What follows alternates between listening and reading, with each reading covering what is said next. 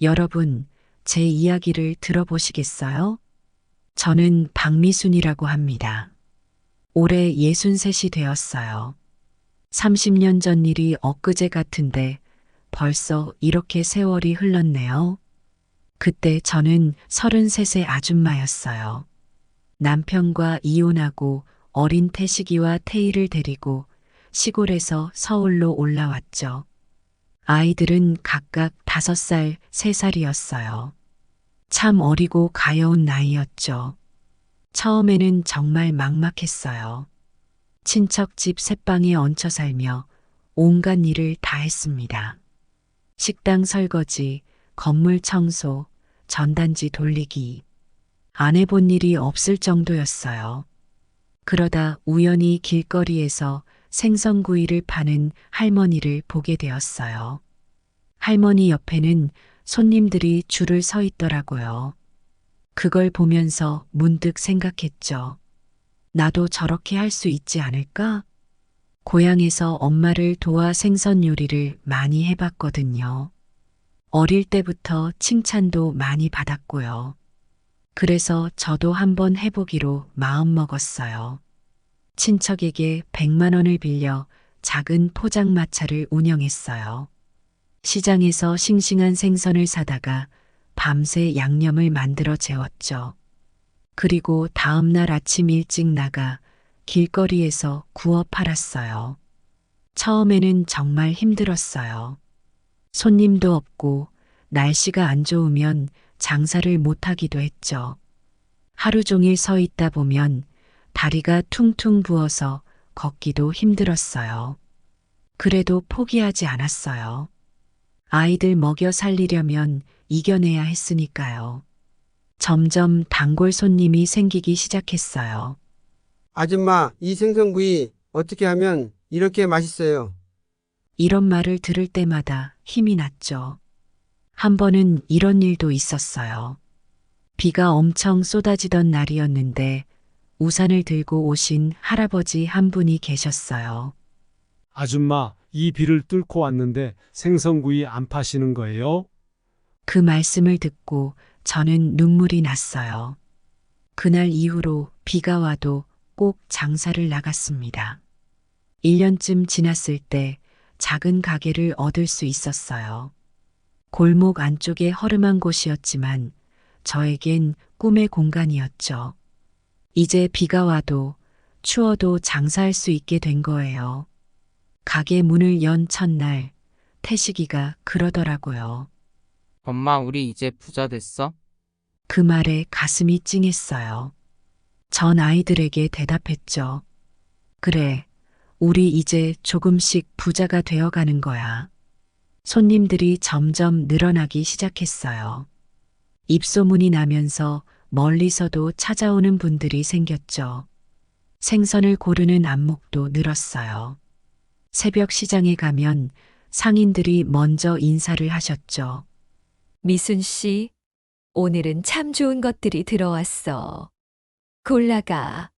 양념 비법도 점점 발전시켰어요. 손님들 입맛에 맞추다 보니 어느새 제법 솜씨가 늘더라고요. 특히 고등어 구이는 제 자랑이었어요. 비린내는 싹 잡으면서도 생선 본연의 맛은 살리는 거죠. 아이들도 많이 컸어요. 태식이는 중학생이 되었고 태희는 5학년이 되었죠. 가게 일이 바빠서 많이 챙겨주지 못했지만 둘 다 착하게 자랐어요. 엄마, 우리가 설거지 할게. 엄마는 쉬어. 이런 말을 들을 때마다 가슴이 뭉클했죠. 세월이 참 빨리 흘러갔어요. 어느새 제가 서울에 온 지 10년이 지났더라고요. 그동안 참 많은 일이 있었죠. 제 가게는 입소문을 타고 동네에서 제법 유명해졌어요. 주말이면 손님들이 줄을 서서 기다릴 정도였죠. 그러다 보니 가게가 너무 좁아졌어요. 손님들이 불편해 하시는 걸 보며 마음이 아팠죠. 그러던 어느 날 큰 결심을 하게 되었어요. 2층짜리 건물을 임대해서 가게를 옮기기로 한 거예요. 많은 분들이 말렸어요. 미순아, 무리하는 거 아니야? 지금도 잘하고 있잖아. 하지만 전 도전해보고 싶었어요. 더 많은 손님들에게 제 음식을 대접하고 싶었거든요. 그래서 은행 대출을 받아 과감히 가게를 옮겼습니다. 새 가게 문을 연 날 정말 가슴이 떨렸어요. 실패하면 어쩌나 하는 걱정도 들었죠. 그런데 기적 같은 일이 일어났어요. 개업 첫날부터 손님들이 북적북적 몰려오는 거예요. 와, 미순 씨네 가게가 이렇게 커졌네. 역시 이 집 생선구이가 좋아. 맛은 그대로네. 이런 말씀들을 들으니 눈물이 날 것 같았어요. 가게가 커지니 혼자 감당하기 힘들어졌어요. 그래서 직원도 고용하게 되었죠. 처음에는 2명을 뽑았는데 나중에는 5명까지 늘어났어요. 우리 가게에서 일하는 직원들을 보면 제 어린 시절이 생각나곤 했어요. 그래서 더 잘해주려고 노력했죠. 사장님, 저희 월급 올려주신다면서요? 감사합니다. 직원들이 이렇게 말할 때면 뿌듯했어요. 저도 누군가에게 도움을 줄 수 있다는 게 참 기뻤거든요. 사업이 잘 되다 보니 경제적으로도 여유가 생겼어요. 자식들 교육에 투자를 많이 했죠. 태식이는 명문대에 들어갔고 태희도 좋은 고등학교에 다니게 되었어요. 공부방도 따로 얻어주고 영어 학원도 보냈죠. 엄마, 우리 이제 진짜 부자 된 것 같아. 태희가 그렇게 말하는데 가슴이 뭉클해지더라고요. 고생 끝에 낙이 온다더니 정말 그랬나 봐요. 하지만 한편으로는 걱정도 되었어요. 자식들이 너무 풍족하게 자라면 어떡하나 하는 생각이 들었거든요. 그래서 가끔 일부러 옛날 이야기를 해주곤 했어요. 너희들 어릴 때는 말이야. 그래도 자식들은 착하게 자랐어요. 태식이는 방학 때 가게에 와서 일을 도와주곤 했죠. 태희도 주말이면 와서 손님들 시중을 들어줬고요. 그 모습을 보면 뿌듯하면서도 미안했어요. 엄마가 너무 일만 시키나? 하고 물으면 자식들은 웃으며 대답했죠. 아니야, 엄마. 우리도 엄마 도와주고 싶어. 가게 일이 바빠서 자식들과 여행 한번 제대로 못 갔어요. 그게 늘 마음에 걸렸죠. 그래서 한번 과감히 가게 문을 일주일 동안 닫고 제주도로 가족여행을 다녀왔어요. 그때 찍은 사진을 보면 지금도 가슴이 따뜻해져요. 사업이 잘 되니까 주변에서 이것저것 제안도 많이 들어왔어요. 미순아, 프랜차이즈 해보는 게 어때? 다른 동네에 지점 내보지 그래? 이런 말들을 많이 들었죠. 하지만 전 욕심내지 않기로 했어요. 지금 이 가게, 이 손님들과 함께하는 게 제일 행복하다고 생각했거든요. 그렇게 10년이 흘러갔어요. 이제 제 나이 43, 아이들은 어엿한 청년이 되었죠. 가끔 거울을 보면 깜짝 놀라요. 주름도 많이 생기고 흰머리도 늘었거든요. 하지만 후회는 없어요. 이 주름, 이 흰머리 하나하나가 다 우리 가족의 역사니까요. 세월이 참 빠르더라고요. 어느새 태식이가 대학을 졸업할 나이가 되었어요. 엊그제 고등학교 입학한 것 같은데 말이에요. 태식이는 취업 준비를 열심히 했어요. 밤늦게까지 스터디를 하고 주말에도 도서관에 가곤 했죠. 그 모습을 보면 안쓰럽기도 하고 대견하기도 했어요. 엄마, 나 합격했어.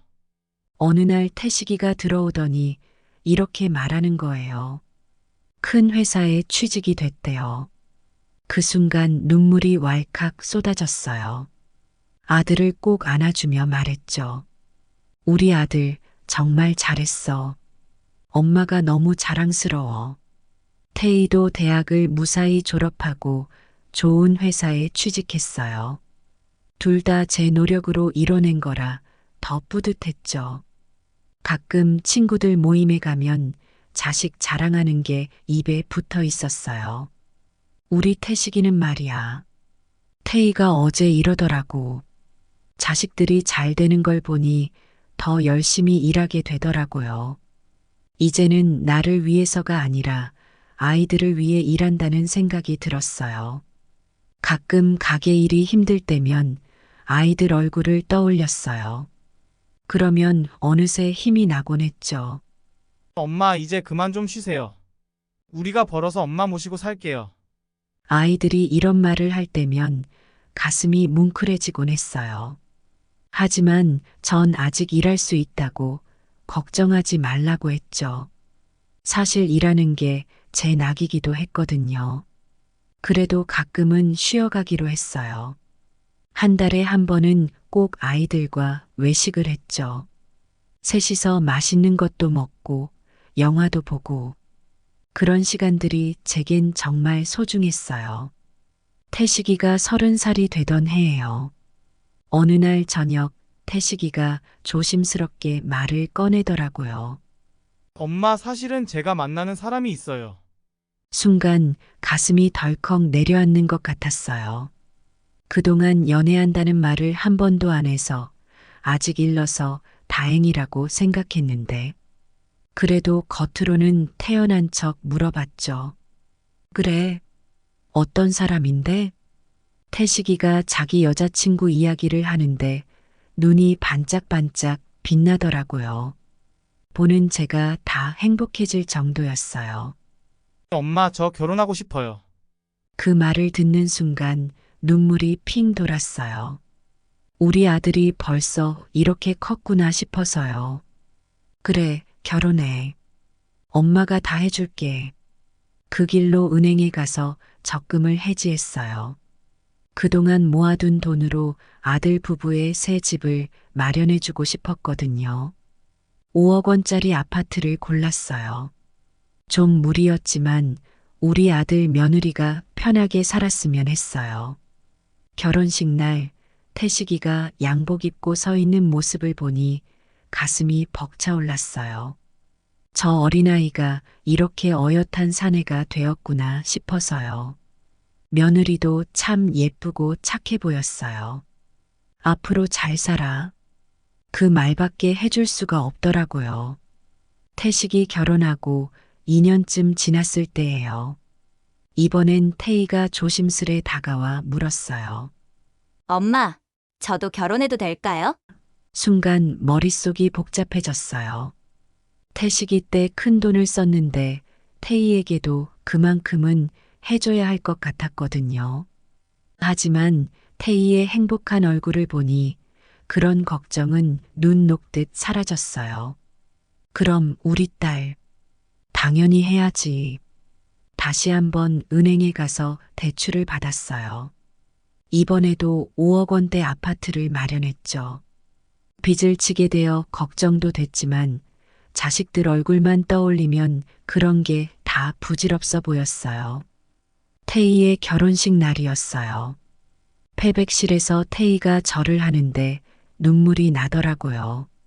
꼬마였던 우리 딸이 이렇게 예쁜 신부가 되다니. 우리 딸 언제 이렇게 컸어? 두 아이 모두 결혼시키고 나니 홀가분하면서도 허전한 기분이 들더라고요. 이제 집에 혼자 있는 시간이 많아졌어요. 그래도 전 괜찮았어요.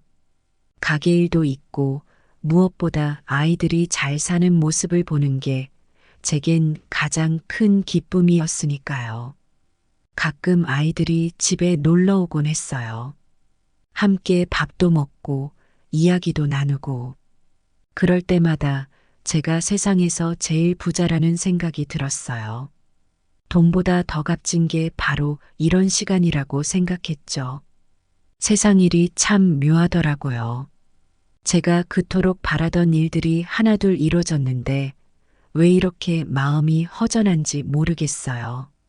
태식이가 결혼하고 새 집으로 이사 간 지 얼마 안 됐을 때예요.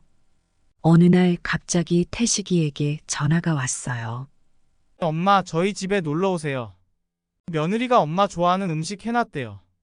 그 말을 듣는 순간 가슴이 벅차올랐어요.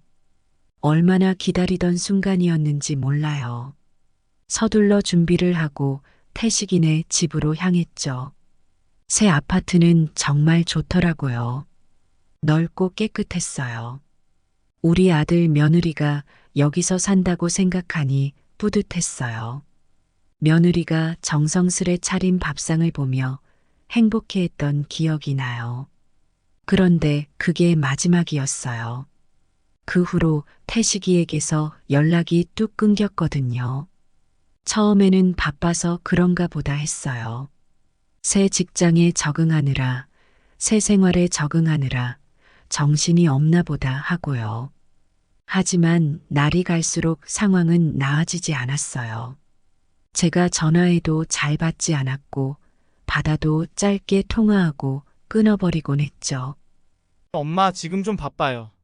나중에 다시 전화할게요. 그 나중이 영영 오지 않더라고요. 추석이 다가왔을 때 정말 기대했어요. 우리 가족이 다 같이 모여 맛있는 음식 먹고 이야기도 나누고 그런 상상을 하면서 며칠 전부터 음식 준비를 했죠. 그런데 추석 전날 태식이한테서 문자가 왔어요. 엄마, 죄송해요. 이번 추석에는 처가에 가기로 했어요. 다음에 꼭 찾아뵐게요. 그 순간 가슴이 철렁 내려앉는 것 같았어요. 반면에 태희는 자주 찾아왔어요. 일주일에 한 번은 꼭 들르곤 했죠. 엄마, 잘 지내셨어요? 제가 엄마 좋아하는 과일 사왔어요. 그럴 때마다 얼마나 고마웠는지 몰라요. 하지만 한편으로는 더 서글퍼지기도 했어요. 왜 태식이는 이렇게 못하는 걸까 하는 생각이 들어서요. 어느 날은 참다 태식이에게 전화를 걸었어요. 아들, 엄마가 뭐 잘못한 거라도 있니? 왜 연락도 안 하고 찾아오지도 않는 거야? 태식이가 대답했어요. 엄마, 그게 아니라 저도 제 삶이 있잖아요. 너무 간섭하지 말아주세요. 그 말을 듣는 순간 눈물이 왈칵 쏟아졌어요. 제가 언제 간섭했다고 그러는 걸까요? 그래도 전 참았어요. 아들의 새 삶을 존중해주고 싶었거든요. 하지만 마음 한구석이 계속 아팠어요. 밤에 혼자 있을 때면 자꾸 눈물이 나곤 했죠. 내가 뭘 잘못한 걸까? 태희는 그런 제 마음을 알아챘나 봐요. 더 자주 찾아와 주고 이것저것 챙겨주곤 했어요. 엄마, 우리 둘이 영화 보러 갈까요? 엄마, 제가 엄마 좋아하는 떡볶이 사왔어요. 그럴 때마다 얼마나 고마웠는지 몰라요. 하지만 한편으로는 미안한 마음도 들었어요. 태희에게 너무 부담을 주는 건 아닐까 하고요. 세상 일이 한순간에 바뀌는 걸 경험해 본 적 있으세요? 저는 그걸 뼈저리게 느꼈어요. 어느 날 아침이었어요. 평소처럼 가게 문을 열려고 나갔는데 길 건너에 커다란 간판이 보이는 거예요. 대형 생선구이 체인점 오픈. 처음에는 별로 신경 쓰지 않았어요. 우리 단골 손님들은 내 가게를 더 좋아하실 거라고 생각했죠. 게다가 제 가게는 이미 20년 넘게 이 자리를 지켜왔으니까요. 하지만 현실은 냉혹했어요. 첫 주에는 평소와 다름없이 장사가 잘 됐어요. 그런데 둘째 주부터 손님이 조금씩 줄어들기 시작하더라고요. 셋째 주가 되자 확연히 차이가 났어요. 평소 같으면 북적거릴 시간에 가게가 한산했죠. 처음에는 일시적인 현상이라고 생각했어요. 조금만 기다리면 손님들이 다시 돌아오겠지. 하지만 상황은 나아지지 않았어요. 오히려 점점 더 나빠졌죠.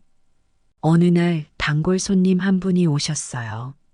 미순 씨, 요즘 장사가 안 되는 것 같더라고. 걱정돼서 왔어. 그 말을 듣는 순간 눈물이 핑 돌더라고요. 그동안 혼자 끙끙 앓고 있었는데 누군가 알아봐 주니 감격스러웠어요. 손님들을 되찾기 위해 이것저것 시도해 봤어요. 가격을 조금 내리기도 하고 새로운 메뉴도 개발해 봤죠. 된장 고등어구이, 매콤 갈치조림. 밤새워 연구하고 실험했어요. 하지만 효과는 미미했어요.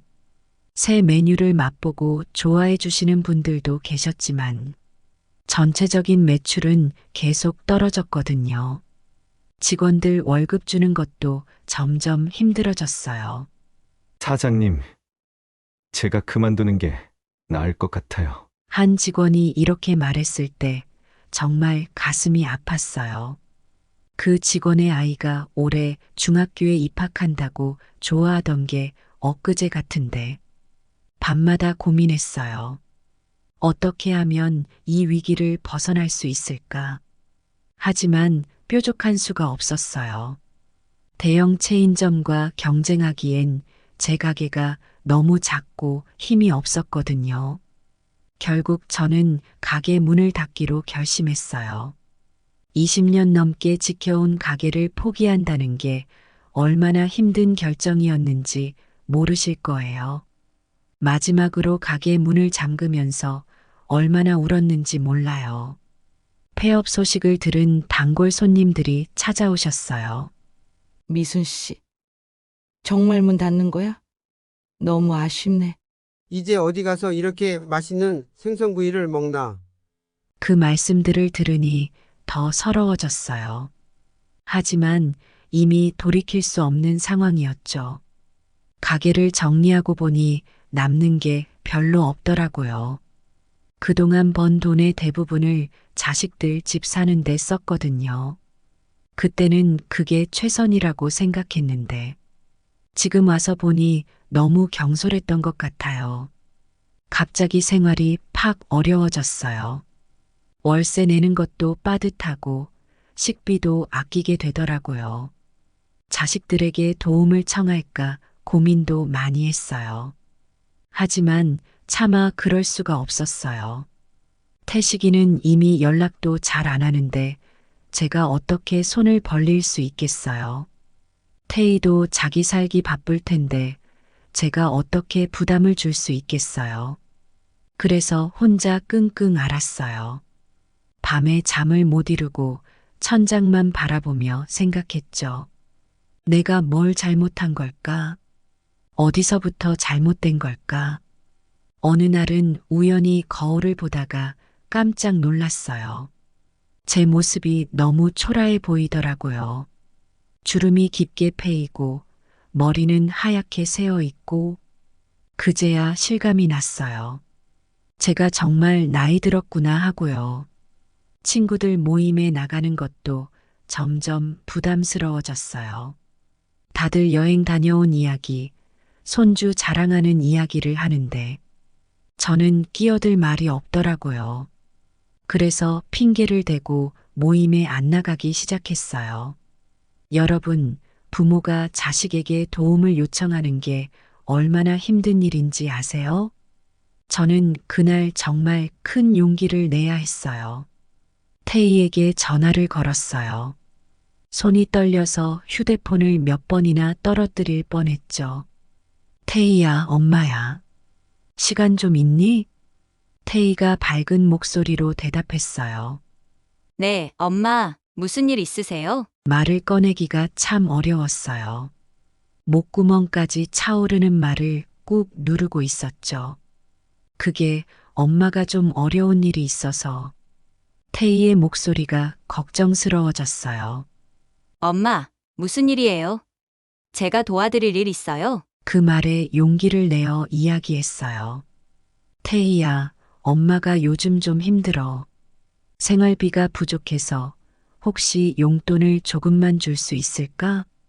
잠시 침묵이 흘렀어요. 그리고 태희의 목소리가 들려왔어요.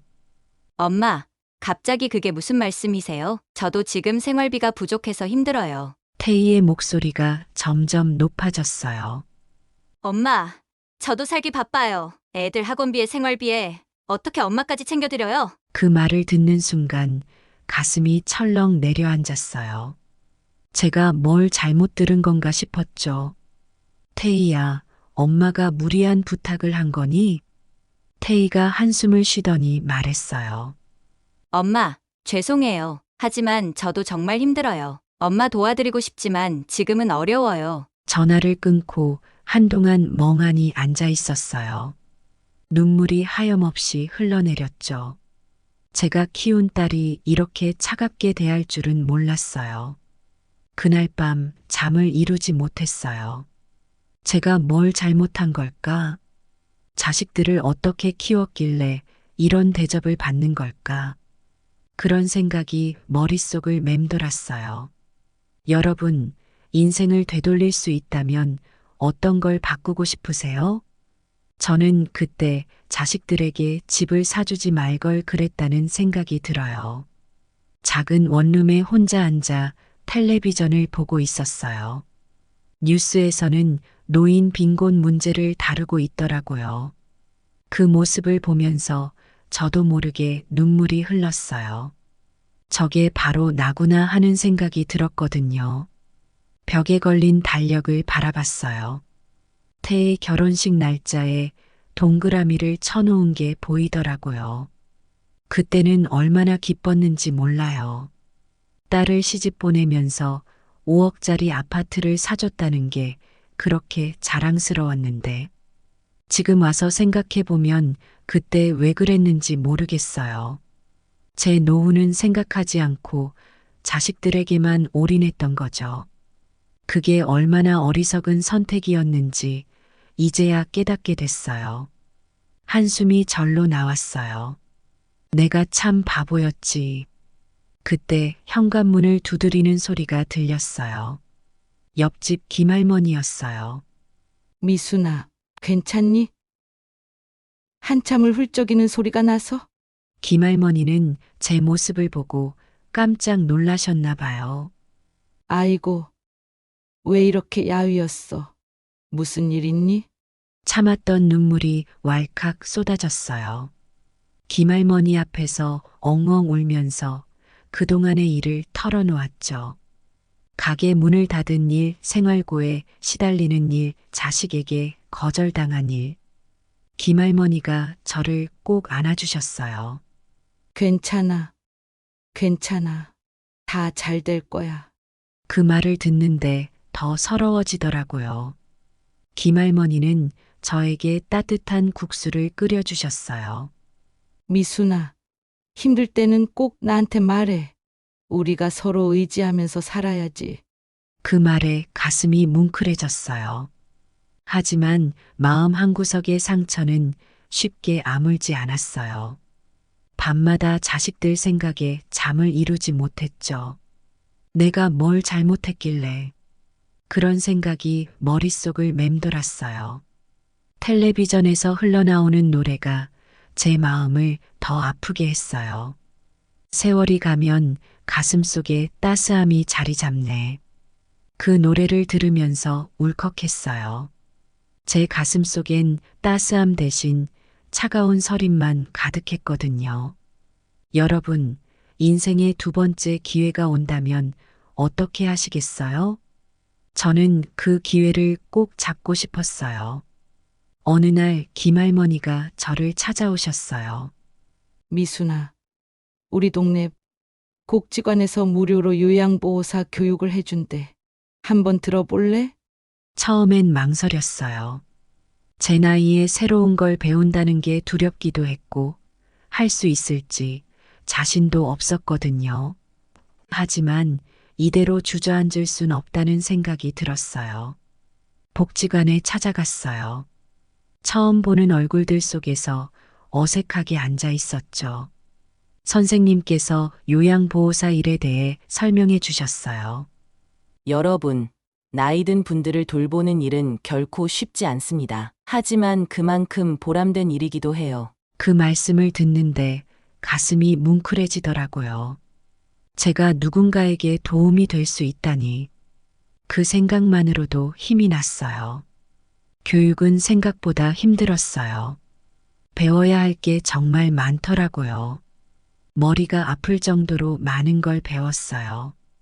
밤늦게까지 공부했어요. 가끔 포기하고 싶다는 생각도 들었죠. 하지만 그럴 때마다 제 처지를 떠올렸어요. 이거라도 해야 살 수 있어. 마침내 시험날이 왔어요. 떨리는 마음으로 시험장에 들어갔죠. 문제를 보는데 머릿속이 하얘지는 것 같았어요. 하지만 곧 마음을 다잡았죠. 할 수 있어, 미순아. 넌 할 수 있어. 결과를 기다리는 동안이 정말 길게 느껴졌어요. 매일 우체통을 들여다보며 합격 통지서가 오기를 기다렸죠. 그리고 마침내 그날이 왔어요. 떨리는 손으로 봉투를 열었어요. 박미수님, 요양보호사 자격증 시험에 합격하셨습니다. 그 글자를 보는 순간 눈물이 왈칵 쏟아졌어요. 기쁨의 눈물이었죠. 자격증을 받고 나니 새로운 용기가 생기더라고요. 이제 다시 시작할 수 있을 것 같았어요. 복지관 선생님의 소개로 작은 요양원에서 일을 시작하게 되었어요. 처음엔 정말 힘들었어요. 몸도 마음도 지치고 힘들었죠. 하지만 어르신들이 저를 보고 웃어주실 때면 그런 힘듦이 싹 사라졌어요. 미순 씨 오늘도 고마워요. 미순아, 내가 있어서 정말 든든해. 이런 말씀들을 들을 때면 가슴이 뭉클해졌어요. 비록 제 처지는 여전히 어려웠지만 이제 제 삶에 의미가 생긴 것 같았어요. 누군가에게 도움이 되고 필요한 사람이 되었다는 게 얼마나 감사한 일인지 모르겠어요. 매일 아침 요양원으로 향하는 발걸음이 가벼워졌어요. 오늘도 열심히 해보자, 미순아. 그렇게 제 인생의 새로운 장이 시작되었어요. 어느 날 아침이었어요. 요양원에 출근하려고 막 현관문을 열었는데 태식이가 서 있더라고요. 엄마, 순간 어떤 표정을 지어야 할지 몰랐어요. 기쁨, 당혹감, 아니면 서운함? 그 모든 감정이 뒤섞여 한동안 말을 잇지 못했죠. 태식이가 먼저 입을 열었어요. 엄마 들어가도 될까요? 그 말에 정신이 번쩍 들더라고요. 그래, 들어오렴.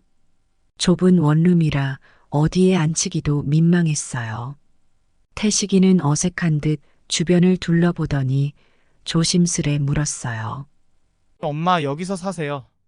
순간 화가 치밀어 올랐어요. 너가 이제 와서 뭘 안다고. 하지만 꾹 참았죠. 응, 여기가 엄마한테는 딱 좋아.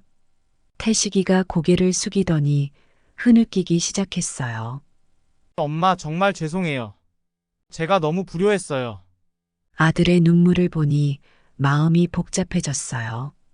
태식이가 제 손을 잡았어요. 엄마 제가 이제라도 효도할게요. 엄마 모시고 살게요. 그 말을 듣는 순간 눈물이 왈칵 쏟아졌어요. 하지만 그건 기쁨의 눈물만은 아니었어요. 서운함, 아쉬움, 그리고 깊은 상처, 그 모든 감정이 뒤섞인 눈물이었죠.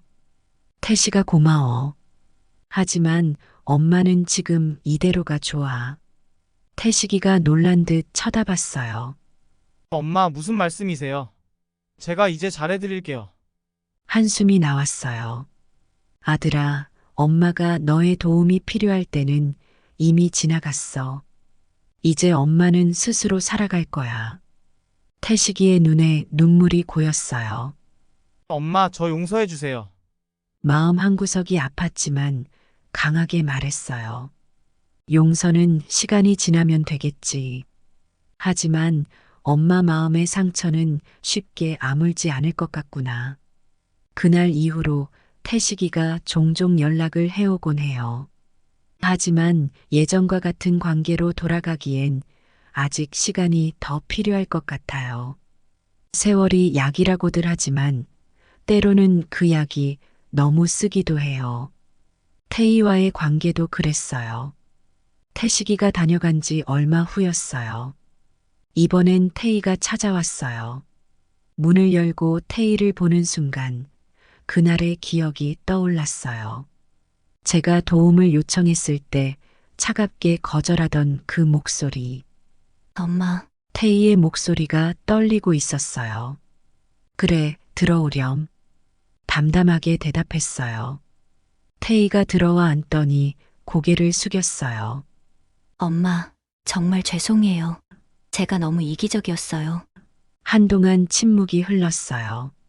제 마음속에서는 수많은 감정이 요동쳤죠. 용서하고 싶은 마음, 하지만 아직 아픈 상처. 그 모든 것들이 뒤섞여 있었어요. 태희야, 엄마도 미안해. 너에게 부담을 줬던 것 같아. 태희가 고개를 들었어요. 눈가에 눈물이 고여 있더라고요. 아니에요, 엄마. 제가 잘못했어요. 엄마가 저희에게 얼마나 많은 걸 해주셨는데. 그 말을 듣는데 가슴이 아팠어요. 그래, 내가 너희에게 많은 걸 해줬지. 하지만 그 생각을 꾹 눌렀어요. 태희야, 엄마는 너가 잘 살면 그걸로 충분해. 너도 가정이 있으니까 거기에 충실하렴. 태희가 제 손을 잡았어요. 엄마, 저 이제부터라도 잘할게요. 자주 찾아뵐게요. 마음 한구석에서 작은 희망이 피어올랐어요. 하지만 동시에 현실을 직시해야 한다는 생각도 들었죠. 그래, 고마워. 하지만 태희야, 우리 관계가 예전 같아지긴 어려울 것 같아. 태희의 눈에 슬픔이 어렸어요. 하지만 저는 계속 말했어요. 그래도 우리 조금씩 나아져 보자. 천천히. 그날 이후 태희가 조금씩 변하기 시작했어요. 전화도 자주 하고 가끔 찾아오기도 하고. 하지만 아직도 제 마음 깊숙한 곳에는 작은 상처가 남아 있어요. 그 상처가 완전히 아물려면 아직 시간이 더 필요할 것 같아요. 인생을 되돌아보면 참 많은 일이 있었네요. 좋은 일도 있었고 나쁜 일도 있었죠. 하지만 그 모든 경험이 지금의 저를 만들었다고 생각해요. 요즘 들어 자주 옛날 생각을 해요. 생선구이 가게를 처음 시작했을 때, 자식들이 태어났을 때, 그리고 자식들에게 집을 사줬을 때, 그때는 그게 최선의 선택이라고 생각했어요. 하지만 지금 와서 보니 제가 얼마나 어리석었는지 깨닫게 돼요. 자식들에게 모든 걸 쏟아붓는 게 사랑이라고 생각했거든요.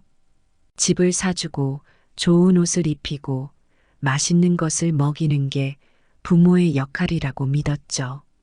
그런데 그게 아니더라고요. 진정한 사랑은 자식을 독립적인 존재로 키우는 거였어요. 그리고 부모도 자신의 삶을 잘 살아가는 모습을 보여주는 거고요. 제가 자식들에게 모든 걸 주면서 정작 제 노후는 전혀 준비하지 않았다는 걸 깨달았을 때 정말 무서웠어요. 이제 어떻게 살아가야 하나 하는 생각에 밤잠을 설치기도 했죠. 하지만 이제는 알아요. 부모가 행복해야 자식도 행복하다는 걸요. 제가 스스로 잘 살아가는 모습을 보여줘야 자식들도 안심하고 자기 삶을 살 수 있다는 걸 이제야 깨달았어요. 요즘 젊은 부모들을 보면 가끔 조언해주고 싶어요. 자식에게 모든 걸 주려고 하지 마세요. 대신 스스로 설 수 있게 도와주세요. 그리고 부모님 자신의 노후도 꼭 준비하세요. 물론 쉽지 않아요. 당장 눈앞의 자식을 위해 모든 걸 쏟아붓고 싶은 마음, 저도 너무 잘 알거든요. 하지만 그게 결국 자식에게도 부모에게도 좋지 않다는 걸 이제는 뼈저리게 느껴요. 제 인생을 돌아보면 후회되는 일도 많아요. 하지만 그 후회를 통해 배운 것도 많죠. 이제는 그 교훈을 바탕으로 남은 인생을 더 현명하게 살아가고 싶어요. 요양보호사로 일하면서 많은 노인분들을 만나요. 그분들의 이야기를 들으면서 더욱 깨닫게 돼요. 노후 준비가 얼마나 중요한지, 그리고 가족 관계가 얼마나 소중한지를. 앞으로 제 남은 인생, 어떻게 살아갈지 이제 조금은 알 것 같아요. 자식에게 의지하지 않고 스스로 살아가는 것, 그리고 제 삶에 충실하면서도 가족과의 관계를 소중히 하는 것. 그게 바로 제가 깨달은 인생의 진정한 의미예요. 여러분, 늦었다고 생각하지 마세요. 언제든 새로 시작할 수 있어요. 저도 이 나이에 새 삶을 시작했잖아요. 우리 모두 후회 없는 삶을 살아가길 바래요. 그리고 무엇보다 스스로를 사랑하는 것을 잊지 마세요.